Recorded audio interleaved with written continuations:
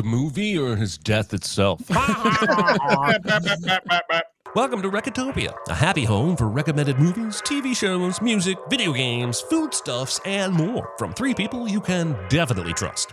Trustability varies by region, no guarantees implied.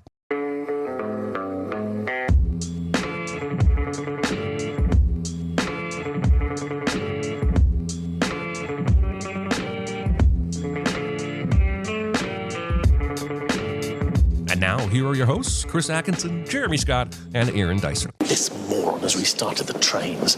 And your men pissed their pants and killed 1,500 people. We were controlling the crowd. Those people weren't supposed to be there. Blaming the dead for their own death?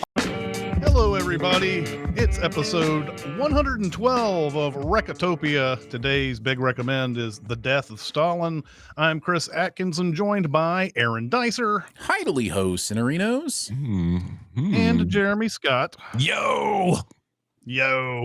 And once again, chat out there watching us on a Tuesday, talk about movies. Thank you so much for coming out here. Does anybody want to start us off with some small recommends?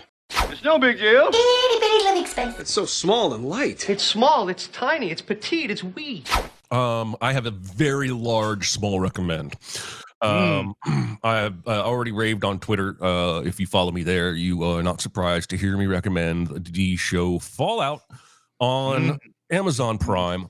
On Twitter last night, I think I described this as a tornado in a phone booth. You just hold on and hope, and boy, did I enjoy that ride. This is based on a video game series. They are, from what I understand, I've never played them, RPG games, role-playing games, essentially, where you can build up your character stats and gear and whatnot as you roam around a post-nuclear wasteland. And what I think this show has done that is going to start being copied everywhere is that it is not adapting any of the games. It is telling a new story within the world of the games. And to hear people who play the games tell it, it is nailing the tone. And the tone is why I love this show, because that is the most unique and refreshing thing about it. It is at one moment shockingly, disgustingly violent, and in the next moment, hilarious in unexpected ways. Sometimes the shocking, disgusting violence is what's hilarious. What I really want to do, I'm not going to do it. What I really want to do is just start rattling off Walton Goggins quotes from this show, because that's half the reason I laugh out loud every episode is something that he says. But I want everybody who watches it to experience that character fresh and on their own without being spoiled. I don't want to tell you really anything about this show. I mean, I do. I desperately do. I'll talk with Aaron about it after we've wrapped the show. But one other thing to entice you is this show has about 5 or 6 guest stars that are only in a single episode, but still make a huge impact over the whole series. It's wild. Michael Emerson, I'm going to forget names. The guy from Saturday Night Live, Chris Parnell, Portlandia. 2 guys from Saturday Night Live, because Fred Armisen is in there as well. Fred Armisen, I called him Portlandia. Michael Rappaport, Unexpected. Go ahead. Eric Estrada shows up. Eric freaking Estrada shows up. It's amazing. I really, really love the show, but it is shockingly violent. But what they've done, the way they've ended it, classic Jonathan Nolan. This is the guy who ran Westworld, and so we finished the season with plenty of satisfying answers, but lots of enticing questions. And this feels like a show that could go for 10 years and still be surprising me. I can't recommend it enough. Yeah, I agree. I'll throw my hat into that recommendation ring as well. This is a lot of fun, just laugh out loud moments. And I had the privilege of watching it with one of my sons who's played a lot of the games. So every once in a while, we'd pause it and he'd tell me like, oh, this is the gas station, from the game, and this thing happened here, and, this is what this dog means to the game players, and like, all this kind of stuff. and little winks and nods. But I do want to say, if you've never played the game, because I guess I should technically have played like 15 minutes of Fallout 4, I think, just when I was messing around with some PlayStation stuff. But I haven't really played the games, but I loved it too. And Jeremy, I know you haven't played the game. So I just think that tone is that there's an aw shucksness to like some of the characters, like this naivete that they have in this world. And then that is, the counterpunch to it is the violence and the depravity and those kind of things. And so those two things, like hand in hand, you'd think would be a tough thing to balance out, but the show does it really, really well. And Ella Purnell I love her. She's so good in this show. And it's great casting all around. The guy who plays Maximus is so funny. Oh my so gosh. perfect. It's just an entertaining show, man. Like I could have watched another 8 episodes. Like it's just so entertaining. Yeah. Since I'm going to talk for a really long time during this big recommend, I will go ahead and do the small recommend and break this up because you can't hear my voice for 45 minutes and not. My small recommend, John Carpenter made 2 movies before Halloween. One is Dark Star, which is it's a really funny, like independent science fiction movie. Another one is Assault on Precinct 13, which, came out in 1976 and it was remade in 2005. But this one it's about a gang who they a lot of the gang members get shot by cops, and then the next morning are basically on with a blood feud against cops and maybe the town itself, for all I know. But they go out and they want to terrorize this city. And so in the meantime, we have an old precinct that is moving buildings. It's going from one to another, but it still kind of serves as a headquarters while it's getting moved over. And we have a guy who's just recently been promoted to lieutenant who's been sent to be in charge of this precinct while all the stuff gets moved out and before the lights go out. But this gang goes out and they kill this ice cream man. I don't know if there was any reason for killing the ice cream man. And there's a shocking death where they shoot this little girl too, on screen. And the father, who's been in a phone booth the whole time while this has been going on, notices that his daughter is dead.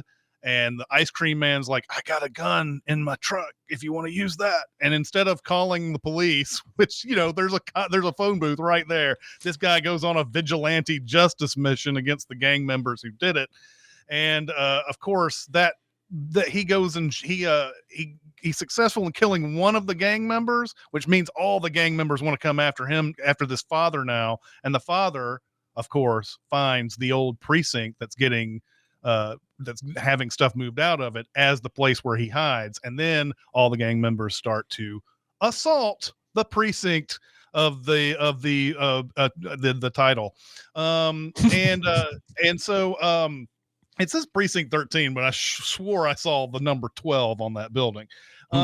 Anyway, this is a very, very simple action movie. I love it when action movies keep things like in a small space for a while, because they have very limited resources in which to fight this gang off.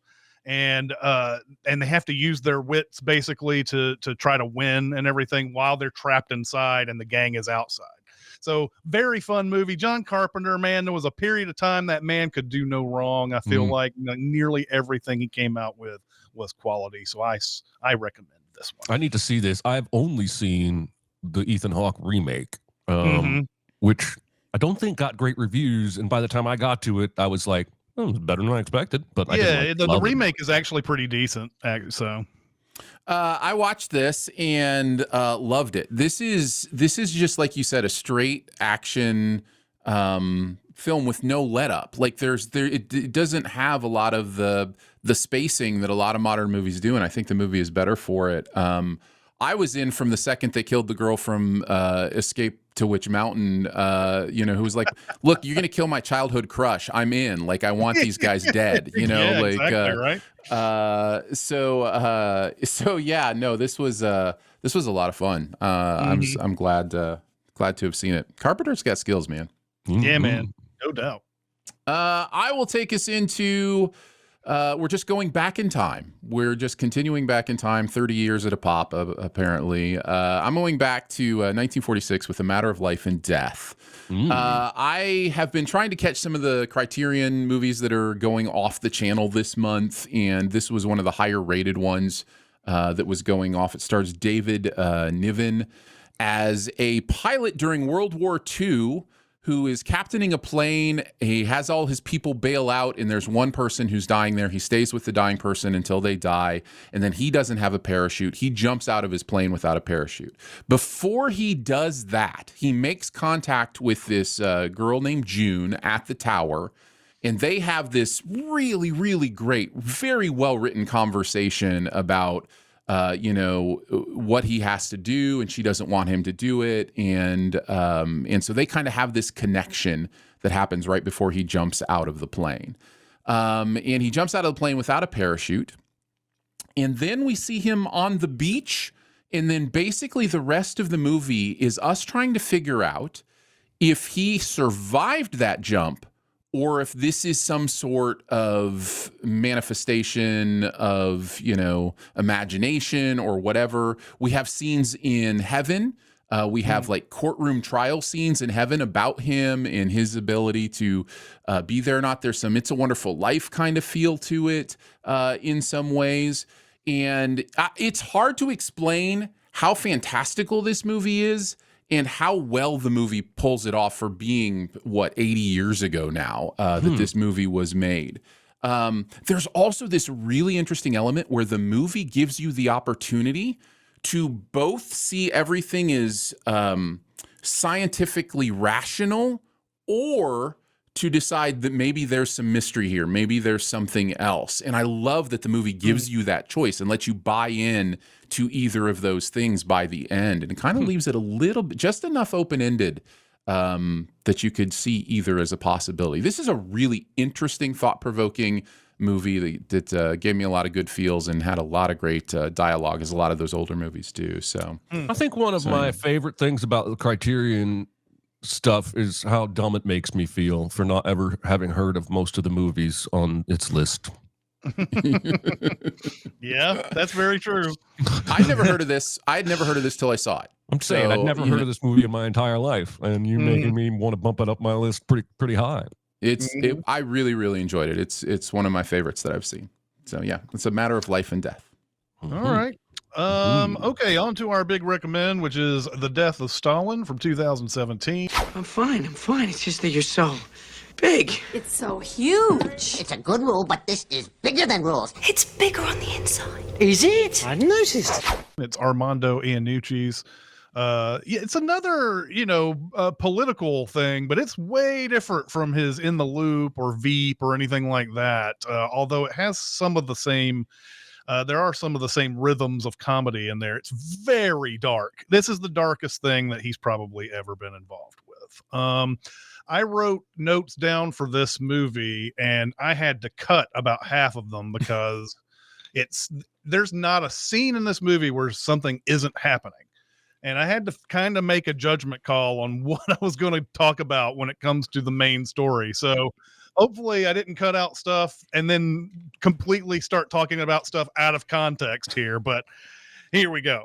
The movie starts in Moscow in 1953 at a concert hall. The text on screen tells us that Stalin's NKVD has been up to some evil shit for 20 years, terrorizing people that are on a list. Two men are listening to the beautiful music in a booth, but that's interrupted by a terrible telephone ring. One of the men, director Andreev, played by Patty Considine. Hey, shout out to Hot Fuzz. is given very confusing directions to call a number back in 17 minutes. We later find out it's Stalin who is asking for recording of the concert well after that isn't possible anymore. Knowing it doesn't matter one way or another because he'll be killed if he doesn't, this leads to Andreev trying to keep the orchestra after the show and filling empty seats with common people off the street. And I love the common people that come in to watch this concert. It's so awesome. We are introduced to Stalin, played by Adrian McLaughlin, and the extremely evil head of the NKVD, Lavrentiy Beria, played by Simon Russell Beale. Also, the first secretary of the Moscow Committee, Nikita Khrushchev, played by Steve Buscemi. Stalin's deputy George Malenkov, played by Jeffrey Tambor, and Foreign Secretary Molotov, played by Michael Palin. It's the scenes with these men in power that provide the movie's most extremely dark humor. Beria gives the orders to the NKVD, and it's here where the movie shows you that while the interactions between the people of power are darkly humorous, there is an ongoing campaign of terror where no one is safe. The movie decides not to be in the least funny in these situations, which gives the humor in the movie an even darker tone than usual if you've got that as a backdrop. Back at Stalin's house, we find out that Molotov is on the list to be killed. Then the concert gets recorded. Andreev gives the NKVD the record, and Maria, the piano player, played by Olga Korolenko, I believe she's the only Russian adjacent actor in this movie. She is from the Ukraine, and I love her. I wish she was in more stuff. She is very pretty, yes, but I think she's great in this movie. She wants to give them a note denouncing Stalin, which is stuck in the record sleeve. And Stalin gets the record, starts playing it, and the note falls out. He reads it, and he thinks the note is hilarious. But then he starts choking, and his guards hear something, but they've been told not to interrupt him, so they don't, out of fear. He isn't found until the next morning. He's lying on the ground in his own pee. He's basically dead, but not all the way dead. We don't really know the status of his dead or alive, but he's, for all intents and purposes, dead. Beria is the first to hear about it, and you can see him, his wheels are turning the entire movie. He sees an opportunity. He starts laying the foundation so that he can maybe take power if Stalin dies. So then we have Georgie, who is the deputy. He's going to take power during the transition, but he's a weak and incompetent man, and played by Jeffrey Tambor perfectly. He calls Stalin irreplaceable, but as soon as he says he's taking power, Beria tells him that he just said Stalin was irreplaceable. So how can he possibly say something like that out loud? Georgie then covers his ass by saying his power, as it were, is to get the committee together and decide what to do. So Georgie wants to call a doctor, but we find out that most of the good doctors have been executed for treason, and that Georgie was the main guy who found evidence that they were trying to poison Stalin. So they don't have any good doctors to choose from, even because of the society in which they live. We get introduced to three more secretaries and ministers. Lazar Kaganovich, geez, these Russian names, Minister of Labor, Anastas Miroykin, Minister of Trade, and Nicholas Bulganin, Minister of Defense. Everybody gathers around and picks Stalin up and takes him to a bed. They call on someone who names names in the past to find all the remaining doctors in the city.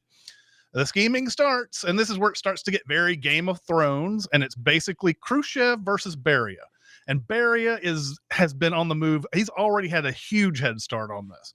Beria has an advantage because he's the head of the NKVD, but Khrushchev has some strings he can pull too. Both of them are looking for support where they can, but Beria is looking for it everywhere. He wants everybody on his side, or at least trying to get everybody on his side.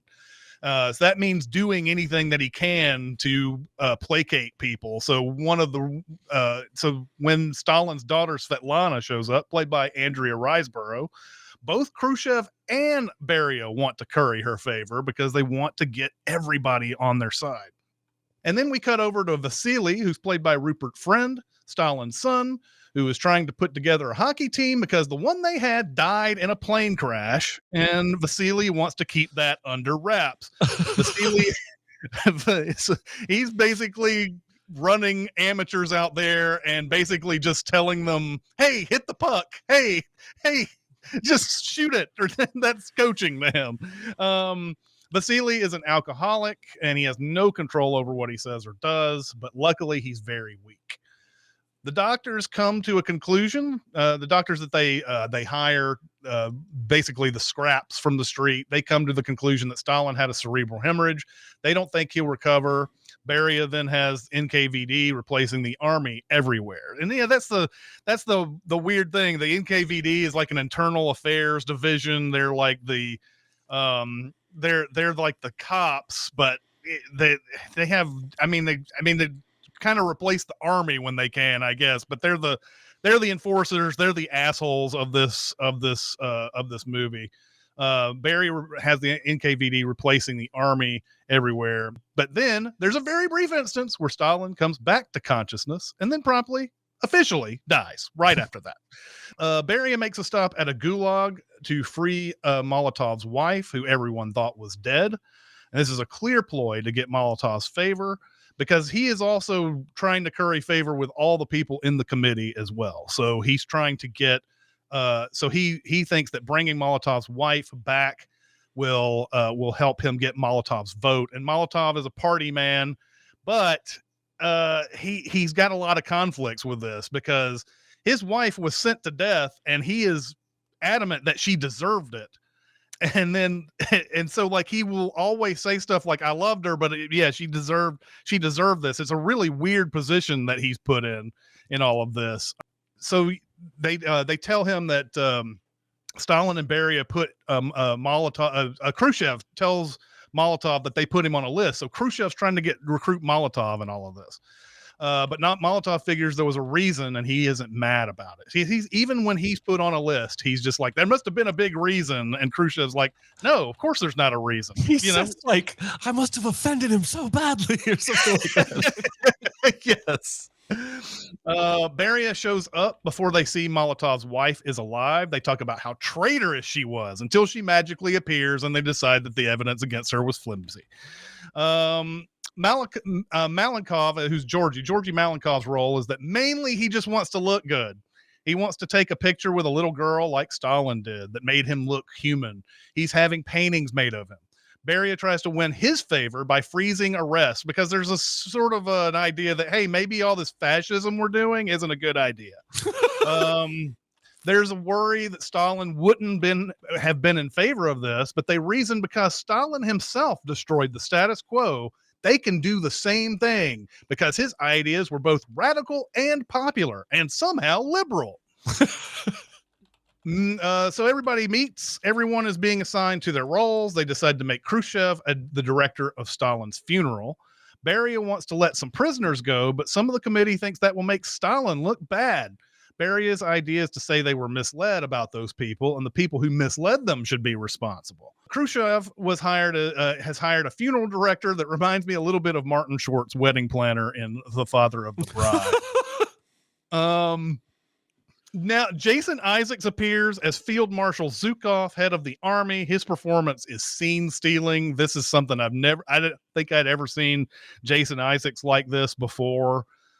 Before this, he is hilarious in this movie. Zhukov is pissed that the NKVD has replaced his men everywhere, setting up where his allegiance will lie later.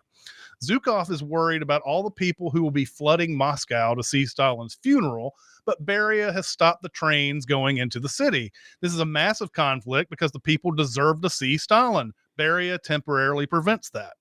Vitaly runs into the funeral drunk, and Zhukov has to punch him. Vitaly wants to make a speech at his father's funeral, which nobody wants because they don't think he'll be able to do it without embarrassing everyone. But the very weak Georgy Malenkov allows it. Molotov asked Beria why he invited the bishops. Yeah, there was a thing about inviting the bishops in here, and it's again just showing how Beria is trying to curry favor with everybody, even those who've been kicked out, basically, of having any influence in Russia whatsoever. So Molotov asked Beria why he invited the bishops, and Beria shames him because he accused his blameless wife of treason, and finds a way to back him into a corner by telling him he must always toe the party line, whatever it may currently be. Molotov's wife's guilt is a thing of the past and therefore isn't the party line anymore. And Barry is using a lot of, like, exactly as Steve Buscemi says it, using a lot of wordplay here to make it seem like Molotov is on the wrong side here, and that Barry has always got the right side involved here. Beria also shows the dirt he has on Khrushchev. He can make it seem like he's been sleeping with the piano player Maria, who gave Stalin the note. And so Khrushchev now notices that, you know what, if I keep letting Beria do all these moves, he's going to probably I'm going to probably end up dead. And there's no way that I'm going to have to start doing some stuff. So Khrushchev secretly takes control of the trains using the army, and he wants the people to be able to come to Moscow. But, and I'm pretty sure Khrushchev plans for this, a lot of these people find themselves running into the NKVD when they get there, causing massive death. I'm pretty sure he knows this is what's going to happen, and he can blame Beria for it since he is the head of the NKVD. Khrushchev gets Zhukov on his side when he hears about the mass death that the NKVD caused. Khrushchev gets right to the point, blame Beria. The plan is to kill Beria on the day of the funeral, since most of the army will be in town on that day. Beria realizes that he's going to get the blame for the deaths, and he threatens everyone with blackmail, which does him no favors. Molotov takes a secret meeting with Khrushchev. I love the secret meeting, by the way, because he comes in saying, "You're a murderer," to Khrushchev, and then he gets in a car, and to protect what they're saying so nobody can hear him, he has a dog start yapping in the back seat while he tells Khrushchev that I'm on your side. I want to get Beria killed and blah blah blah. But Molotov, who can be annoying, insists that it has to be unanimous. So that means getting everybody, including that weak-ass Georgy Malenkov, on board. Khrushchev tries to recruit Malenkov during the funeral, and Khrushchev lies to everyone that he got his approval, knowing he's going to get it one way or another, because Malenkov eventually caves to everything. During the speeches, the Red Army goes to work setting up Beria's capture and death. Afterwards, in committee, Khrushchev accuses Beria of crimes and signals the army to come in. They take him into a bathroom to officially arrest him. Khrushchev eventually bullies Malenkov into believing this is the right thing to do. They do a trial in a garage. He's being accused of being a traitor, but hey, if that doesn't seem convincing enough, how about the fact that this guy's a rapist and he assaulted girls as young as 7? They certainly didn't care about that before, but now they're willing to kill him over it. It's just adding charges so that it doesn't look like, they're doing some trumped up charges. This is something we can actually get you for. He's shot on the way out of the garage. Then they burn his body. Khrushchev, clearly in charge now, assures Svetlana she will be safe, along with Vasily. He no longer cares about currying favor with her anymore, because he definitely has power now. She's going to be sent to Vienna, while Vasily is kept prisoner in the Soviet Union. The end of the movie shows that Khrushchev has become the new general secretary, while the Central Committee has taken control of the country, only for him to demote key members 3 years later.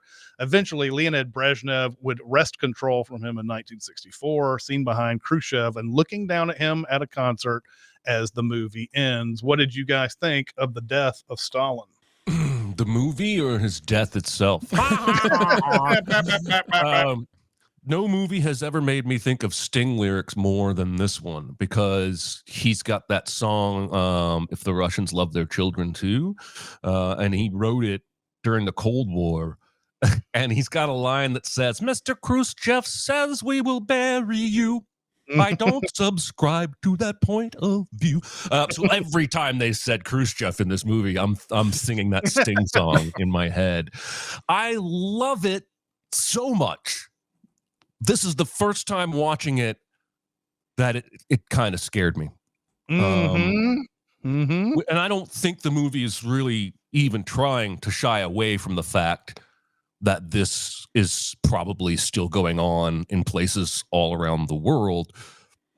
But this is my first viewing post all my exposure to Navalny, for example. So watching the documentary, seeing him, poisoned, sent to a gulag, and then dead. And then this is the first time watching this movie with that real life information in my head. So there were moments here that I've laughed in the past where I was like, I don't even know if I want to laugh at that. That's actually horrifying. Like, for instance, the torture facility, the gulag or whatever. The first time I watched this movie, I was laughing at the fact that while they're walking through the halls, having their conversations, off camera, people are constantly getting executed. Like, it's just commonplace. And I think it's okay to laugh. But this time through, I didn't laugh at that because it felt more scary. And I do think the movie is trying to get you uncomfortable in many of these scenes. I think my very favorite scene is the funeral where they play telephone and Khrushchev eventually says, let's switch places. We'll make it look like part of the ceremony. And he like does this slow thing where he's eventually standing in front of Georgie. And Georgie's like, what the fuck are you doing? And he like slowly goes back to his other spot. There's so much humor in this that has nothing to do with the actual topic. It's just humanity being weird. And I think Buscemi steals the movie for me. Everybody's great. Everybody's really well cast. Tambor is amazing, but it's Buscemi, I think. Ultimately, I feel like he's our protagonist, if we have one in this story, somebody who we're mainly following through their experiences. So many good lines. I couldn't write them down. I particularly like the line in that scene where he says, I'm going to give everybody in the Red Square a voucher permitting one kick to his stupid face. And then later on, Barry is like, did he say something about such and such? And the guy's like, no, he said something much more complicated about a voucher system. I love all the stuff that this guy's made. In the Loop and Veep. Like you said, this is clearly the darkest. But yeah, I mean, I do think there's going to come a day where it'll be hard for me to laugh at this movie. And maybe that was the point. Maybe he even made this knowing it was going to change over the years. It's kind of one of the beautiful things about satire is that it uses humor to be able to take you to really dark places, right? So the humor almost allows it to go places other movies couldn't go without just turning people off or feeling, so, the satire of after they have, cleared out the residence of all the workers or whatever, and, they're shooting some of them and they're sending others. And then as the truck's pulling away, the one guard just turns to the other and shoots that guy. And it's like, that's how casual things are. Or you're in the execution yard where he's like, stop the executions. And he shoots one more person. And then it lingers on the next person in line. He's like, I guess I'm free now. He just got his life back. Like, it's able to do those things because it couches it in humor, and so I think that's the a feature, not a bug. Like, I think that's the what it's supposed to be able to do, and I think this movie does it really well. I was pumped to watch this. Extremely excited afterwards. I don't know if I've mentioned on the show. I think I've mentioned to you guys that I'm going to see Dr. Strangelove when it comes out in London, and Armando Iannucci is the one that adapted the Kubrick movie. So Iannucci's Strangelove is going to be so much fun. I think Steve Coogan, I think, is starring in that. So What the fuck? Right? I don't have any interest in flying over an ocean, but I'm instantly insanely jealous. What the hell? Yeah, I didn't even know this project existed. Yeah, so amazing. So yeah, that's going to be opening while we're over there, and so I'm excited to check that out. Already have tickets and everything. And this movie made me more excited because he is so sharp. He's so smart about the way he's underlying these things. He's so smart about the humor, even the background humor. I think of moments like I don't think we've talked a lot about the opening symphony other than through the plot synopsis, but that is so indicative of life in a dictatorship when it's just like the simplest things mean you die. And so everybody, like, he even says to the crowd something along the lines of, don't worry, nobody's going to get killed, I promise you. This is he says, this is just a musical emergency. And it's like, everyone there knows, like, actually some people might get killed, this is the country we live in. That happens a couple of times in this movie, by the way, where people are getting chased down for various things, and there's like the threat of other people getting killed in the background. So they're like, of course they think they're gonna die too. Yeah. There's somebody, they're talking about people left, so they're trying to fill, like you said, with out people from the outside, including somebody who brought in their own pickled eggs, apparently, which is amazing. But then they're like, get bigger people. And, because they'll help the acoustic, and then just somebody off screen says, I can get my wife, she'd deaden the acoustic. Like this just like this throwaway drive-by of this guy's wife. Just like the humor is so on point.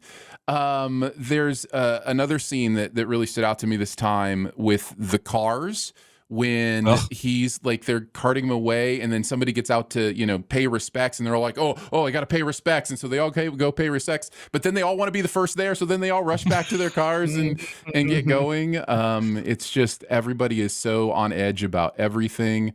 I also like that Khrushchev's wife is kind of the brain of that couple. Like, she's taking notes on what kind of jokes that Stalin thinks are funny. Yeah. And I think it's at the end there are two cool things going on, and one of them is that whoever, name slips my was it Brezhnev that was next? Whoever is like sitting behind him, like eyeing him, like next in line kind of thing. And then, but also his wife is sitting there with him, and she's very pleased with herself because this has kind of been her project. Like, she, she is kind of the force behind him, and I like that the movie kind of deals on that.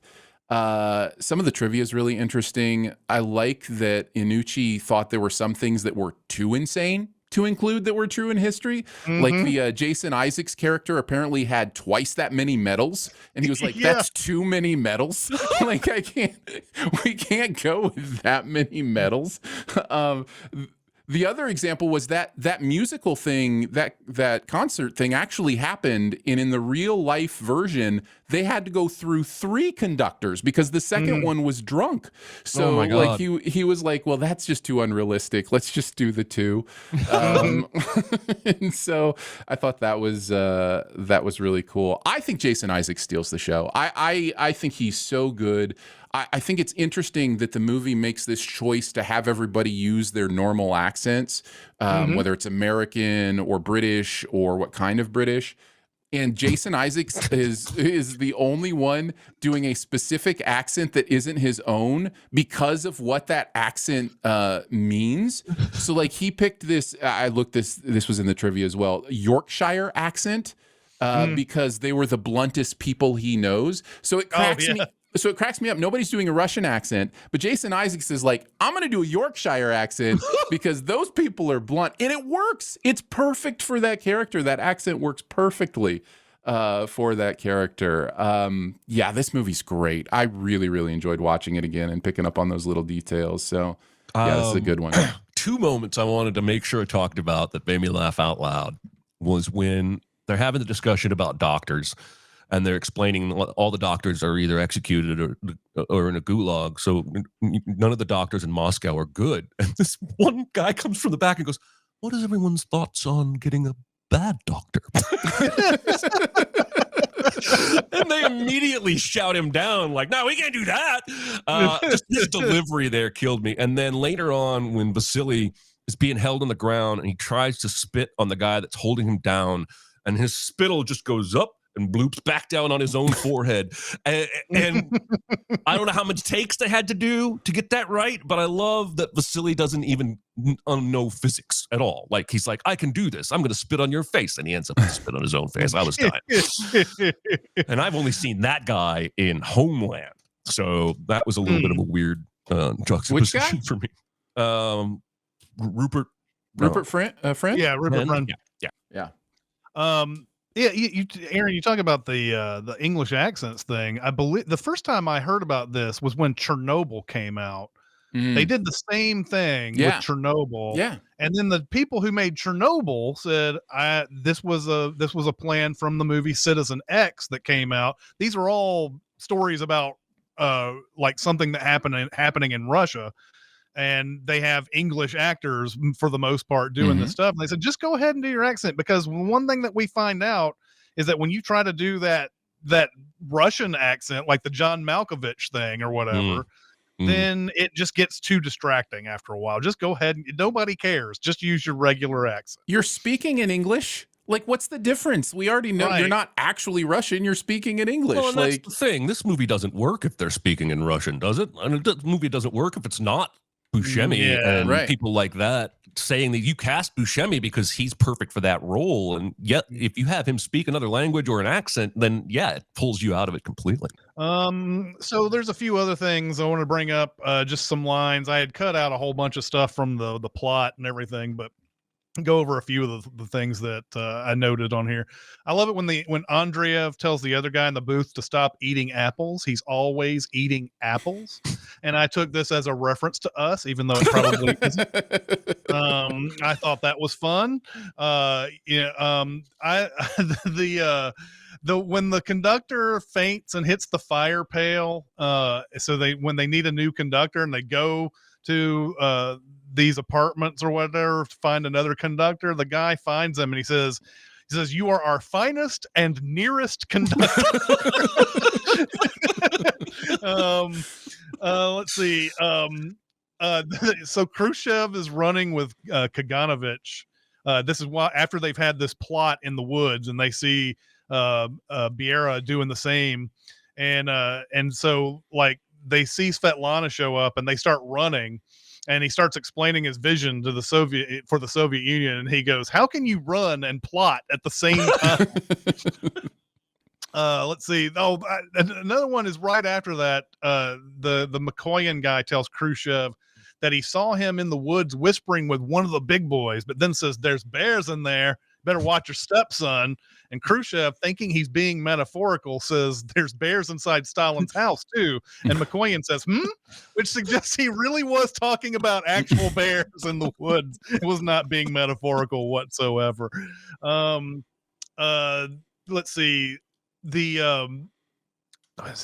What else do we have on here? Oh, Beria noticing Malenkov is wearing a girdle, and then he makes that joke about unloosening the corset later on in the meeting, basically to chide Malenkov.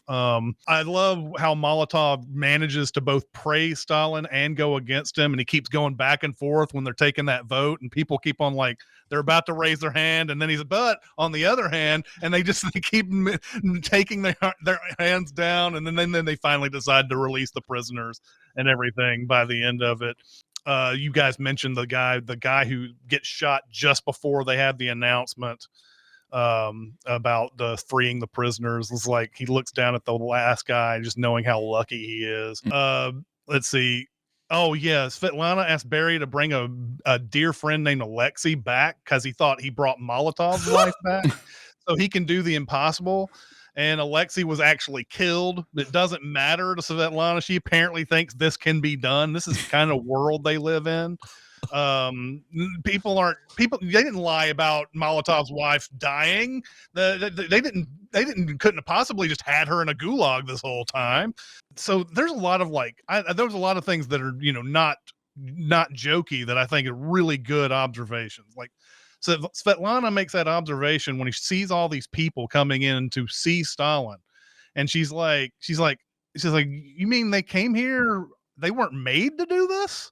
There are people who actually love this man, but the problem is they know how bad he is. Like, all these people in power know how bad Stalin is, but the people, the common citizens, a lot of them don't. They believe in the bullshit, and they're coming to pay their respects. So yeah, just a few things there that I wanted to mention on that. There's a lot, like Jeremy said, there's a lot of great lines in this that are just too hard to keep up with. I also like the part where Khrushchev comes out after talking to Maria, the piano player, And so those two guys are like, working on your fingering, and the guy's like, yeah, he's like, bet she holds one note really long or something like that. And he goes, two fucking clowns, one fucking joke. It's a new material.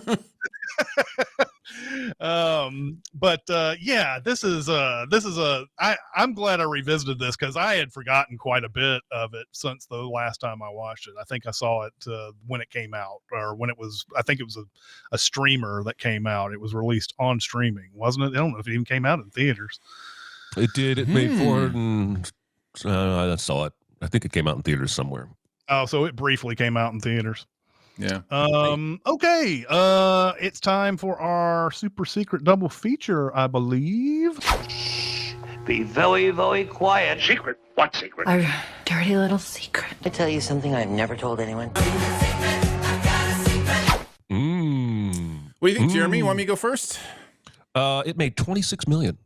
Oh, That's not bad. really? 24.6. Sorry. Oh, well, that's much worse. Yes, that's much worse. I'll go first. Okay. I think this is one where there's a more limited pool, but you tend to surprise me. Dr. Strangelove is obviously an easy go-to that I considered, 5 minutes into this movie, but I don't like to do the easy go-to. But I do feel like we have to have some measure of political manipulation and personal pursuits. I have two options. I'm going to give one, and after Aaron's, I'll give my other if it's not his. I'm going with a movie I don't even like, and that's Vice, with Christian Bale playing Dick Cheney, and manipulating a dumber superior with President Bush. I feel like that really mirrors the Beria-Georgie relationship. It's not going to be as funny, but I do think it is a good counterpoint to show that kind of self-serving behavior happens in politics in probably every single country and place in the world. But again, mostly going for that Beria-Georgie kind of relationship and who's really pulling the string kind of thing. Yeah, so I'm going with Vice. I like it. Nice. I'm going on the nose. Sometimes I just have to. I think this is just too perfect not to. I'm going with The Great Dictator. Charlie Chaplin. It's very, very similar. Like, we're dealing again with a dictator. It's right there in the title. We're dealing with the satirical elevating of that situation so that you can laugh at the things that would usually make you cry. And this is in the moment he's doing this stuff. That's the other thing to remember about The Great Dictator is, like, this was very, very fresh, just happened when this movie came out. It's also a Chaplin movie with sound, which, is not necessarily the norm. He was a silent film star first. And he's really, really good in it. I think it's one of his best. So, and he directed it, which is worth mentioning as well. So, Great Dictator, I think, would be a great double feature. What year was this? It was like 1944 or something, right? Yeah, it was right around there. Wow. Yeah, I'll look it up. That's amazing. I didn't realize that had happened right then. It was 1940. It was even there. before then. Before then. Holy shit. Yeah. Wow. So this is like in the moment courage. Like it's wild. I have a friend who's a huge Charlie Chaplin fan who, no, I don't think he listens to this podcast, but he would be very mad at me that I didn't know that 1940 was the year. That's how much of a Chaplin fan he is. He's an asshole. All right. It's Aaron's turn for next week. What will be our homework for next week, Aaron? Jeremy, did you want to mention your other one, at least in passing? You said you had a second one you wanted to mention. I really thought for a long time about going with Jon Stewart's Irresistible. That movie, yeah. With Steve Carell basically manipulating an entire town that has the most ridiculous ending of any movie ever made. Yes, it does. I recently found out that you guys hadn't done this movie, and it blew my mind. I thought for sure I'd miss my chance to talk about this movie with you guys. We are going to do quiz show next week. Yeah. Wow. One of my favorite movies of all time. For a long time, it was in my top 5. It's still like number 6 in my greatest movies of all time, or my favorite movies of all time, I should say. Wow. I just love this movie. Love this movie. I'm so glad you're getting this in before I go away for a few months, because I would be legitimately bummed not to be able to discuss this with you. Are 2 people in the world that love this movie as much as I do. I don't know anyone that loves it as much as the 3 of us do. So it'll be fun going back to this. I haven't seen it in probably 4 or 5 years. It does look like we may have to rent this one. I'm not sure it's on any streaming services for free, from what my quick Googling tells me. But that is possible. I'm excited to watch. Hey, don't treat me like I'm some member of your goddamn fan club. You tell me that everybody got the answers but you? Yeah, talking about accents that are distracting. Oh, yeah. Or amazing. Or amazing. Yeah, could be that too. Yeah, I love Quiz Show. I've probably seen it more than 20 times easily. So, I think we have time for some questions. Question. I got something to say. I want the truth. I am listening. All right, let's get to a couple of these bad boys here. Movie villain that steals the show from the movie's hero, acting wise. Ricardo Montalban in The Wrath of Khan steals the show easily.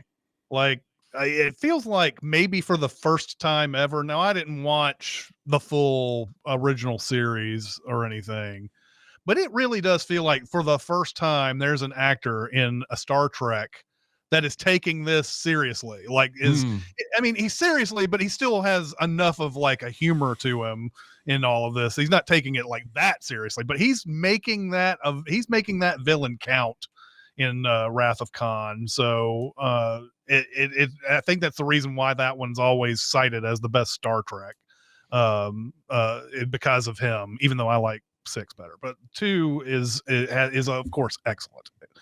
There's the Seinfeld that references Wrath of Khan was just on the other day, where Kramer's like, now Jerry will tell you Wrath of Khan is the better picture, but search for Spock. Is that? And then at the end, we're just frustrated about something, and he goes, Khan!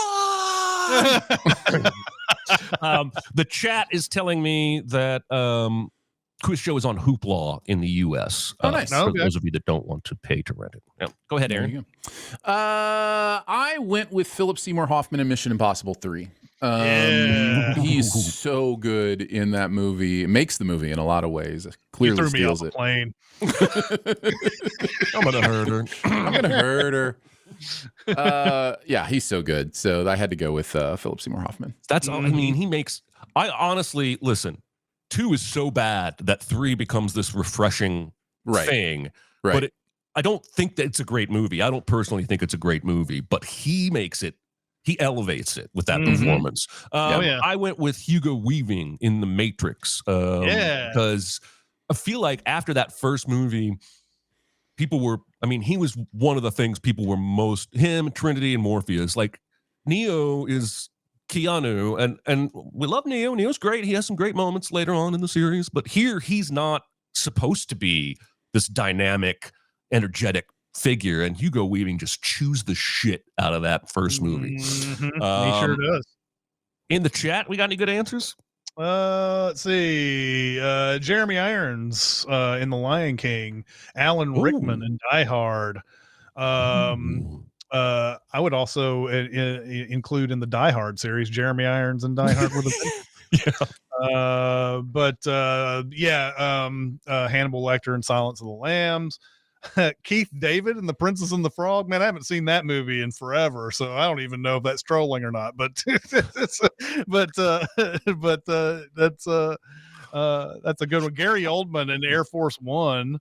John Malkovich in The Line of Fire is another good one, and Frank Langella in Masters of the Universe. Nice. I think we have room for one more.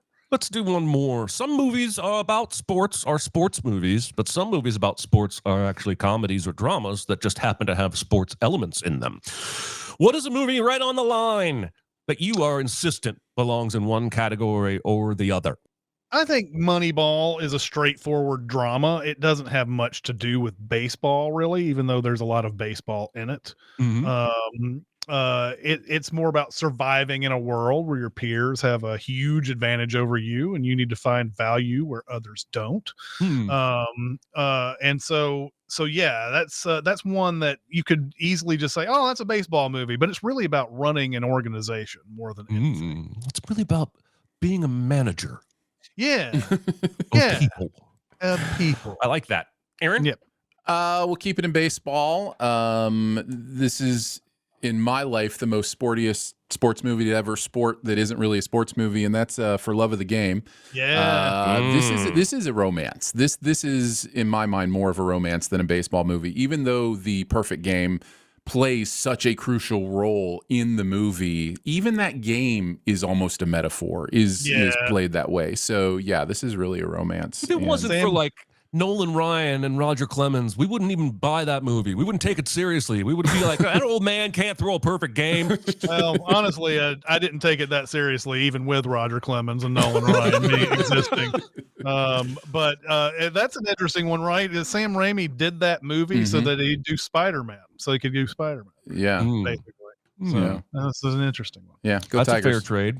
I'll take that trade. I'm glad we got Spider-Man. I will always claim that Field of Dreams is a baseball movie, even though I will admit it probably is just a drama about a midlife crisis that has some fantasy elements in it. There's very, very little actual baseball in the movie, but like Moneyball, I would probably say Moneyball is a baseball movie, even though Chris's point is absolutely correct. I think there's just some kind of magic that those of us who grew up watching baseball, the Field of Dreams taps into those magical moments when your team does something unexpectedly good. So yeah, I recognize Field of Dreams probably not a true sports movie, but not especially, but yeah. I think all of them you could, I think this is the point of this question. All of them you could probably say are baseball movies if you wanted to. Yeah. But in our little worlds, maybe not so much a baseball movie. In the comments, we have let's see, A League of Their Own. Yeah, I would say so. That's a good one. And it's amazing how many times baseball kind of shows up in this. Yeah. We have a vote for Basketball, by the way, runs the line of sports movie and comedy. The sport, of course, of basketball is silly and ridiculous and is really not like it's not really a sport at all. It makes no sense whatsoever. That was a movie that I considered making one of my 90s comedies, but I wasn't sure the tolerance level people would have for basketball. So I was kind of on the fence about making that the 90s comedy. The Wrestler, yes, of course, is just a drama. Happy Gilmore. We have some votes for Happy Gilmore in there. It's not a sports movie. See that. So there you go. All right, guys. Thank you so much for coming out, chat. Love you guys for coming out here and listening and watching to us and everything. Next week is quiz show. I can't wait to watch this movie again. This movie is so good, so good. It's worth getting a subscription to something or paying for it or whatever, but to watch it. However you want to watch it, it's going to be good. But that's going to do it for this week. We'll see you next time. See you. Bye, everybody. Bye.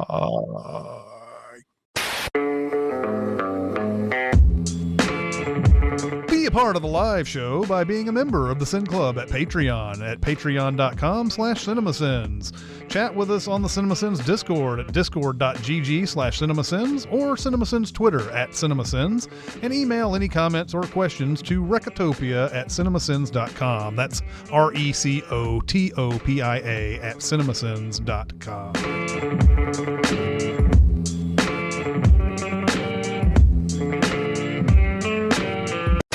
How are things? Things are going well. Things are proceeding as usual. This is not that exciting of a story, but it's been a project that I've been working on for a while. Okay. My driveway is like filled with weeds, just like it. Like it's a driveway with a rock set. They put a bunch of pebbles in the center of it. Okay. And over the years, like weeds have grown into this driveway. And then every once in a while I'll go and I'll yank some up. But then after a while, it gets to the point where I'm like, there's too many. There's just too many. And for the last year or so, I've just kind of just let it overgrow in the driveway. And this past couple of weeks, man, I've gone out there. I've sat down on the driveway. I've dug down into the driveway. I've pulled weeds completely out of the thing, like making sure that there's nothing left of the root that I am pulling out, like nothing. And so I've done all of that, and it took me a while to finish all of that, but I've got it all cleared up. And then then just for kicks, I sprayed some weed killer down into it too, just so that, you know, if there's anything that I missed, I got some of that too. And then I'm putting some more rocks over it, doing real homeowner shit there. Yeah. Yeah, you are. Yeah. Yeah. That is a never-ending battle, by the way. Yeah. I learned this before I ever owned a home because my district manager, when I was a GM of a 10 screen, was a weed czar. And he would show up to the theater when it was closed and walk around and find weeds and then send me an email about all the weeds he found.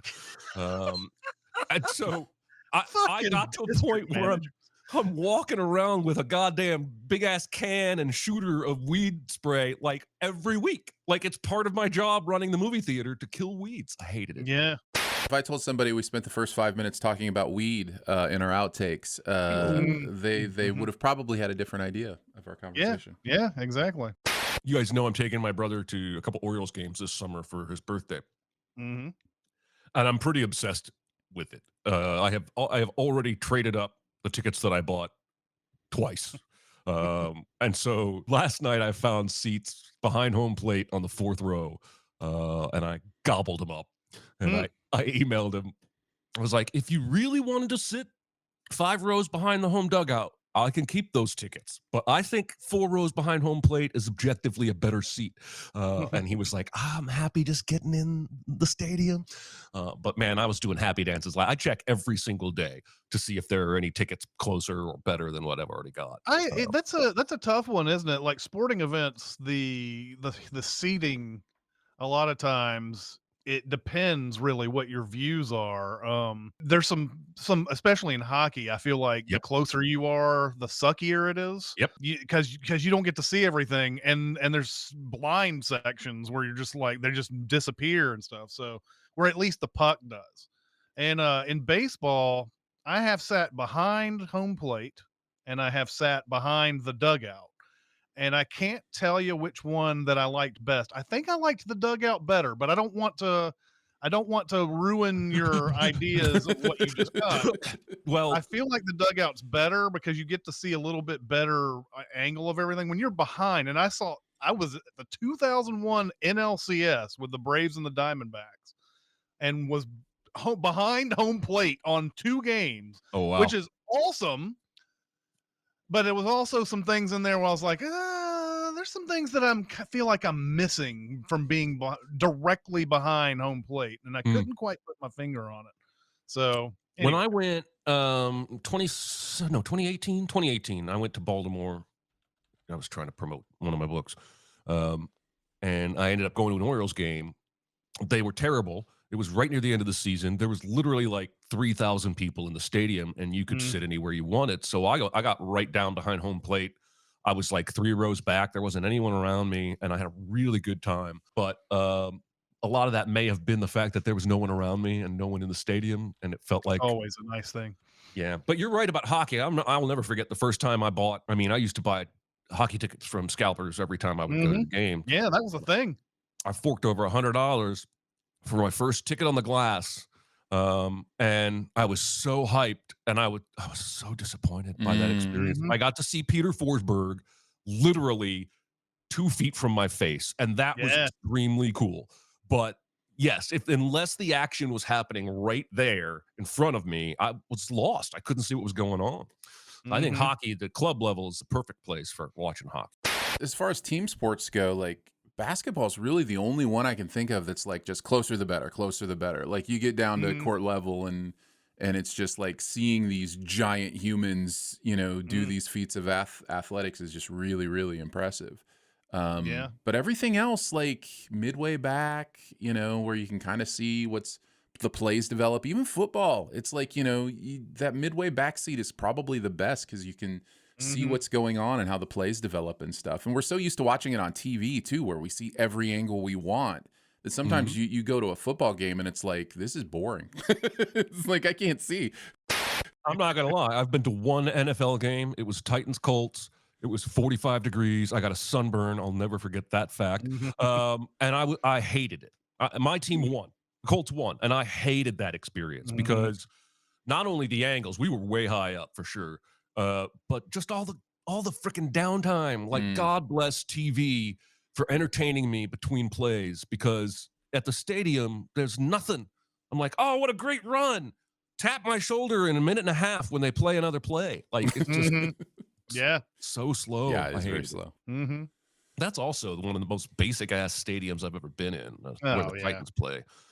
It's like concrete, ugly. There's no aesthetic beauty there at all. I didn't like it. Well, luckily we're getting a new one that everybody loves. Everybody, it's real popular around here. That everybody's paying for. Yeah, exactly.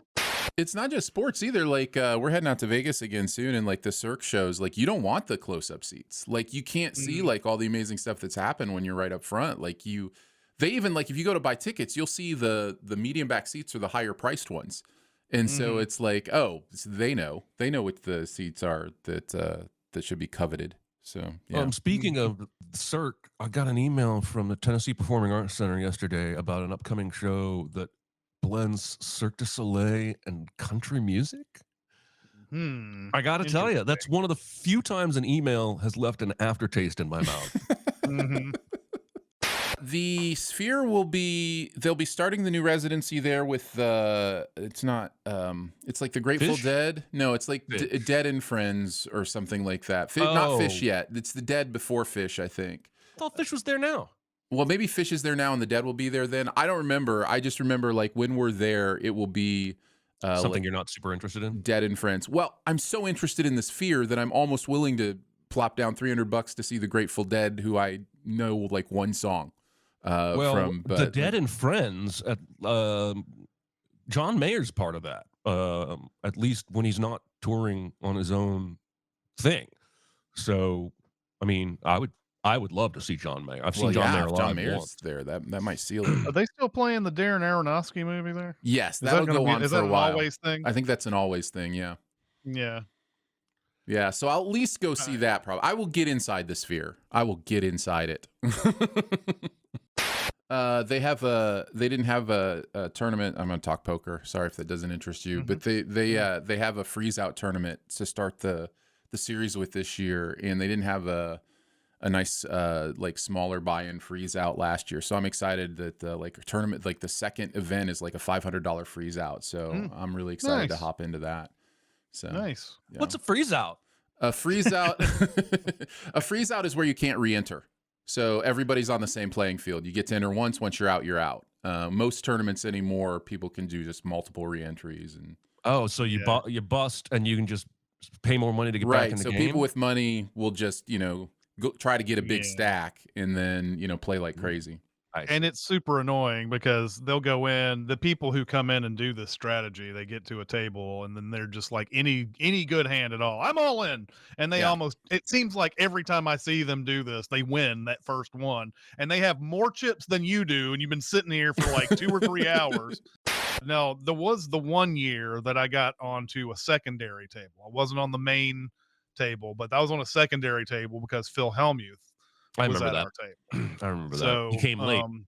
Yeah, he came very late. And he did his usual bullshit like entrance thing where that one was where he was dressed up in a toga and he had all these women dressed up as Amazons around him when he came in. There's usually one to represent every one of his bracelets. Yeah, that's what it was in this case too. And he left again for another 2 hours before coming back after that. He sounds like the John Daly of poker.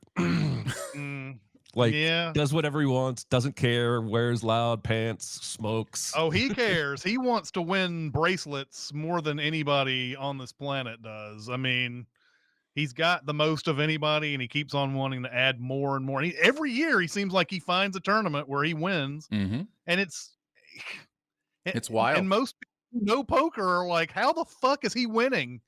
But there's something to having experience and doing the method of poker that he does. It's just there's just something to it. You just gotta hand it to him every once in a while.